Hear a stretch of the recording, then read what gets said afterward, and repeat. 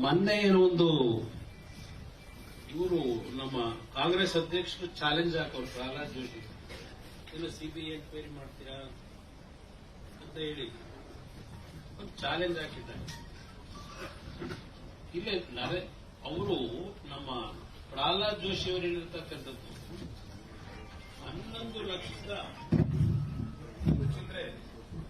ಕೋಟಿ ಅಲ್ಲ, 11 ಲಕ್ಷದ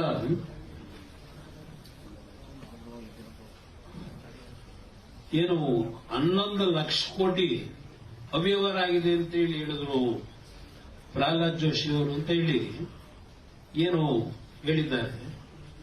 ಅದು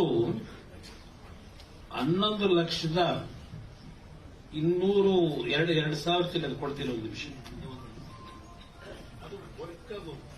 ಸೋಷಿಯಲ್ ಆಡಿಟ್ ಯೂನಿಟ್ ನಲ್ಲಿ ಟೋಟಲ್ ನಂಬರ್ ಆಫ್ ಕೇಸಸ್ ಅಂದ್ರೆ irregularities numbers and recoverable amount ಅಂತಕ್ಕಂಥದ್ದು ಅದನ್ನ ಪ್ರಹ್ಲಾದ್ ಜೋಶಿ ಅವರು ಹೇಳಿರ್ತಕ್ಕಂಥದ್ದು ಕೋಟಿ 11 ಲಕ್ಷ ಕೋಟಿ ಅಲ್ಲ, ಯಾಕೆಂದ್ರೆ ಖರ್ಚಾಗಿರೋದೇ 11 ಲಕ್ಷ ಕೋಟಿ. ಏನ್ ಹೇಳ್ತಾರೆ, 11,03,876 ಕೋಟಿ ಇಲ್ಲಿ ಇರೆಗ್ಯುಲಾರಿಟೀಸ್ ಆಗಿರ್ತಕ್ಕಂಥದ್ದು. ಅದು 11 ಲಕ್ಷ ಕೋಟಿ ಅಂತ ಹೇಳಿ ಇವರೇನೋ ಮಿನಿಸ್ಟ್ರು ಕನ್ಫ್ಯೂಸ್ ಮಾಡ್ಕೊಂಡಿರ್ಬೇಕು ಪಾಪ ನಮ್ಮ ಡೆಪ್ಟಿ ಸಿಎಂ ಅವರು. ಇದು ಇರ್ತಕ್ಕಂಥ ಇರೆಗ್ಯುಲಾರಿಟೀಸ್ ಬಗ್ಗೆ ಅವ್ರು ಮಾತಾಡಿದ್ದಾರೆ. ಅದು ಯಾತಕ್ಕೆ ಆತರ ಕೋಟಿ ಅಂತ ಗೊತ್ತೋ ಗೊತ್ತಿಲ್ಲ ನನಗೆ. ಇದು ನಡೆದಿರ್ತಕ್ಕಂಥ ಇಲ್ಲಿ ಅವ್ರು ಏನ್ ಹೇಳ್ತಾರೆ, ನಾನು ಕಂಪ್ಯಾರಿಸನ್ ಕೊಡ್ತೀನಿ.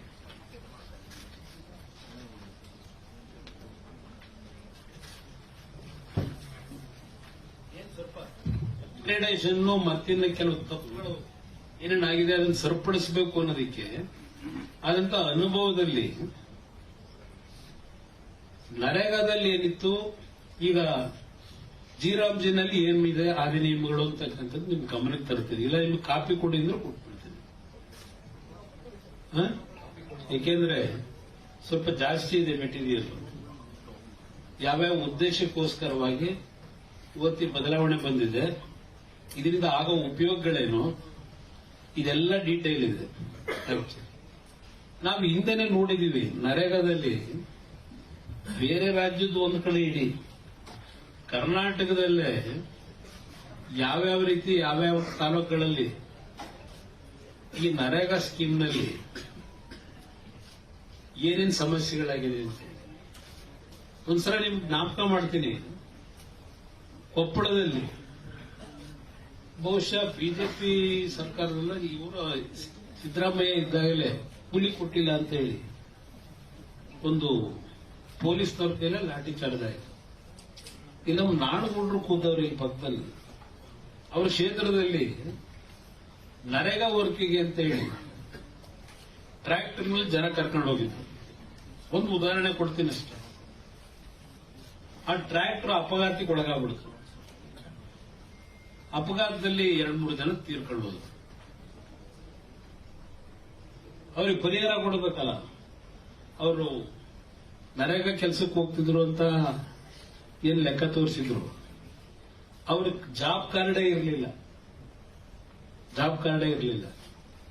ಅದನ್ನೇ ಇವತ್ತು ಕೇಂದ್ರ ಸರ್ಕಾರ ಹೇಳ್ತಾ ಇರೋದು. ಜಾಬ್ ಕಾರ್ಡ್ ಅಲ್ಲೂ ಸಹ ಎಷ್ಟು ಅವ್ಯವಹಾರಗಳಾಗಿದೆ. ಆಮೇಲೆ 60 ವರ್ಷದ ಮೇಲ್ಪಟ್ಟವರು 80 ವರ್ಷದವ್ರನ್ನೆಲ್ಲ ಜಾಬ್ ಕಾರ್ಡ್ ಇದೆ ಅಂತ ತೋರಿಸ್ಕೊಂಡವ್ರೆ. ಅವರ ಹೆಸರಿನಲ್ಲೆಲ್ಲ ಪೇಮೆಂಟ್ಗಳಾಗಿದೆ. ಈ ಎಲ್ಲವನ್ನ ಸುದೀರ್ಘವಾಗಿ ಸುಮಾರು 28 ರಾಜ್ಯದಲ್ಲಿ ಮಾಹಿತಿಗಳನ್ನ ಪಡೆದು ಕೇಂದ್ರ ಸರ್ಕಾರ ಅಂತಿಮವಾಗಿ ಈ ಒಂದು ಯೋಜನೆಯನ್ನ ಅನುಷ್ಠಾನಕ್ಕೆ ತಂದಿರತಕ್ಕಂಥದ್ದು.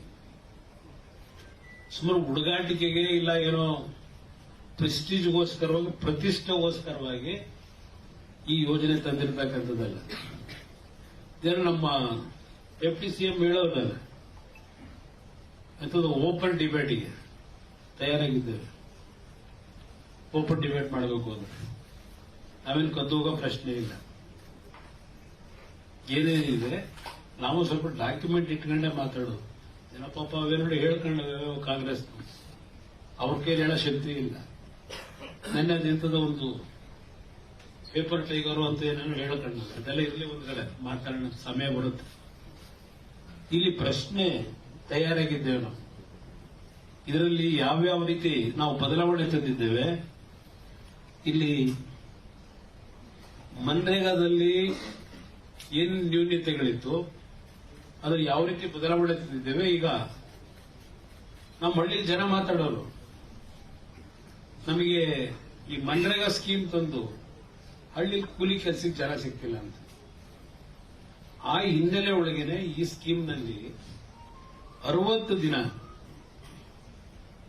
ಈ ಒಂದು ಕೂಲಿ ಕೆಲಸಕ್ಕೆ ಸ್ಟಾಪ್ ಮಾಡಿ ನಮ್ಮ ರೈತರು ಕೃಷಿ ಚಟುವಟಿಕೆ ಮಾಡಬೇಕಾದ್ರೆ ಅವರು ಅಲ್ಲಿ ಅದ್ರ ಜೊತೆ ಸಣ್ಣ ಪುಟ್ಟ ರೈತರುಗಳೇನಿದ್ದಾರೆ 1 ಎಕರೆ 2 ಎಕರೆ 5 ಎಕರೆ ಇಟ್ಕೊಂಡವರು ಅವ್ರಿಗೂ ಕೂಲಿ ಕೆಲಸದವ್ರು ಸಿಗಬೇಕು ಅಂತ ಹೇಳಿದ್ರೆ 60 ದಿನ ಅವರಿಗೆ ರಜಾ ಕೊಡ್ತಾರೆ. ಇಲ್ಲಿ 60 ದಿನ ಅವರು ರೈತರ ಭೂಮಿನಾಗ ಹೋಗಿ ಕೆಲಸ ಮಾಡ್ತಕ್ಕಂಥ ಒಂದು ಅವಕಾಶ ರೈತರನ್ನು ಉಳಿಸ್ತಕ್ಕಂಥದ್ದಕ್ಕೆ ಈ ಸ್ಕೀಮ್ ತಂದಿದ್ದಾರೆ.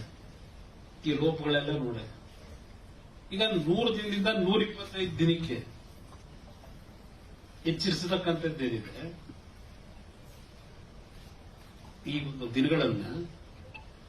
ಇಲ್ಲಿ ಪ್ರಶ್ನೆ 40% 60% ಇದೆಯಲ್ಲ, ಇದನ್ನ ಇಡಬೇಕಾದ್ರೆ 40% ಇದ್ರೂ ಸಹ ಹೆಚ್ಚುವರಿಯಾಗಿ ಈಗೇನಿದೆ ಸ್ಕೀಮು 17,000 ಕೋಟಿ ಹಣ ರಾಜ್ಯ ಸರ್ಕಾರಗಳಿಗೆ ಹೆಚ್ಚಿನ ರೀತಿಯಲ್ಲಿ ಬರ್ತದೆ. ಈಗಿರ್ತಕ್ಕಂಥ ವ್ಯವಸ್ಥೆನಲ್ಲಿ 17,000 ಕೋಟಿ ಹಲವಾರು ರಾಜ್ಯಗಳಿಗೆ ಬರ್ತದೆ.